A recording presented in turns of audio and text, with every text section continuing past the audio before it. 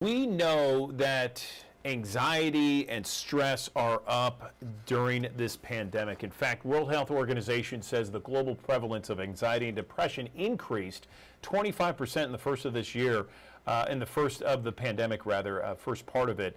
And according to Amy Duffy, Dr. Amy Duffy, a #1 best-selling author, normal doesn't have side effects. Anxiety can be managed with lifestyle changes and holistic therapies. And Dr. Duffy joins me now. Tell me about that. Well, I talk to my patients all the time about the idea that stress is inevitable. It's here, it's everywhere. And it's not my job to take your stress away, but it is my job to help you manage that stress in the best way that you can. And I think that there's all kinds of strategies that people can use. And I have 5 things that can really help you combat that anxiety when you're really stressed. Okay, so one of the things that you mentioned is this 3-3-3 rule. Okay, let's talk about that first. Yeah.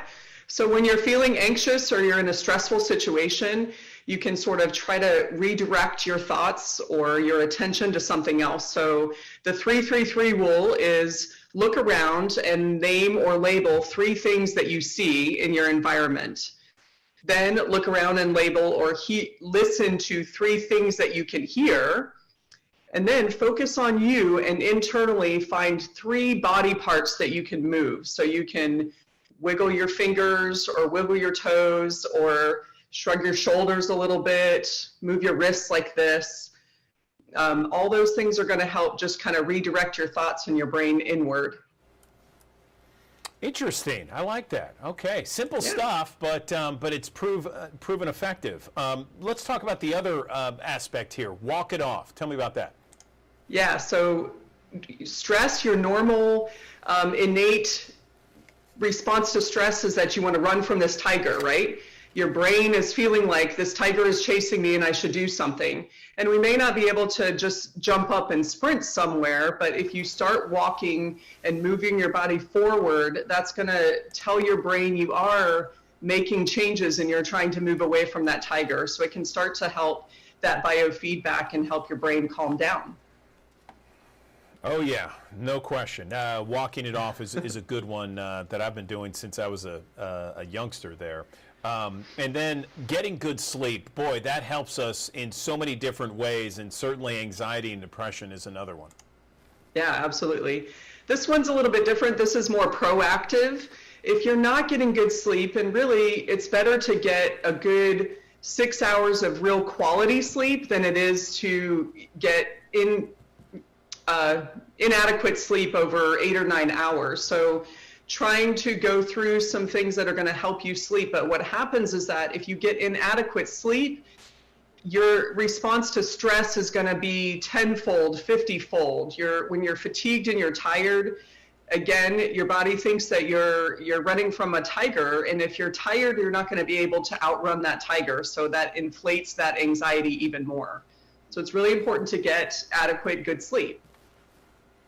Oh yeah, for many, many reasons, in addition to anxiety and lessen depression. What about box breathing? Absolutely. Tell me about that.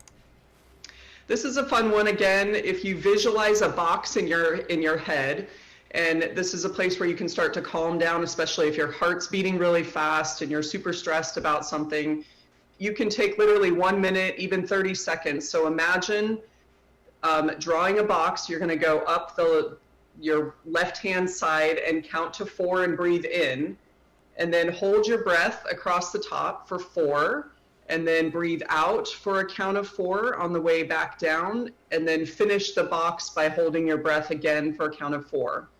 And just keep drawing that box in your brain until you feel settled or until you need to go on about your day. Okay, and these are 5 tips to avoid anxiety. The number 5, cold water plunge or a cold shower. This one feels a little crazy, but there's actually some really good data behind cold water plunging to help with anxiety and stress, long-term, but also short-term. Again, if you're really feeling stressed, almost a panic attack, if you get in the shower and have it really cold, your immediate response is to hold your breath, right? You go like this and you kind of tense up. And then you have to force yourself to breathe through that and relax. And that's actually going to make you calm down, because you don't want to be in that water. So you got to kind of force yourself to be able to endure it. And the cold water plunging, the studies show that it increases all the mood enhancing neurotransmitters. So it makes you feel happier. And long term, you actually might get this, rather than anxiety and nervousness, almost a euphoria, and you feel great afterwards. Even 30, 40 seconds is all you need. I think it's good for your cells too. I always hear about the cold water plunge. You know, it helps your cells, your body overall. Anything else we can touch on before we let you go? You know, it's always about just trying to manage that stress. The more you can bring yourself back into that calm mode, preparing ahead of time, like I said, making sure that you're getting adequate sleep, but trying to organize your day as much as you can and be in control of as much as you can. And then the most important thing is to recognize what you can't control and try to learn how to let go. Yes, absolutely. Okay, Dr. Amy Duffy, we appreciate your tips to avoid anxiety and depression. Easy stuff here, but it can make a big, big difference. Thanks so much. Thank you.